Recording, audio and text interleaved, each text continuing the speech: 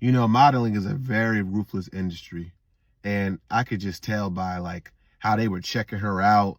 They was moving her head, looking at her bone structure, grabbing her face. There was a woman hating in the background who it's just a ruthless industry. Like somebody as pretty as her, they'll say, "Oh, you weigh too much" or something like that. Like they'll literally say somebody like her literally weighs too much. How? Well, I get it. For the model industry, I guess they have very strict standards. But in everyday life, she's like, to a lot of people, probably a 10 out of 10. But if you just look in the background, there's one particular person, maybe a few, who just look like they hating on her.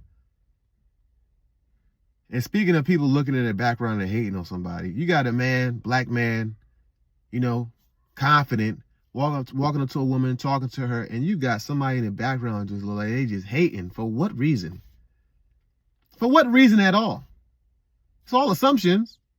But like, why look that long and that with that type of look? For what?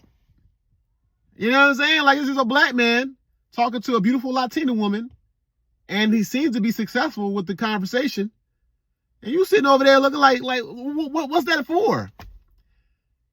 I never understood how, like, why people just don't either mind their business or why they're so frustrated or so angry with what somebody else is doing. I never understood that. I be out with somebody and they be like, "Oh, why they wearing that outfit? Or why they doing that? Or why they talking loud on the phone? Or why they wearing that hairstyle? Or why do you care?"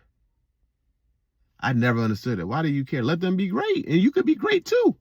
We can all be great. But it ain't no, but you ain't gonna be, you hating and stuff. That ain't a part of the great program. In order to be great, you gotta stop hating, bro.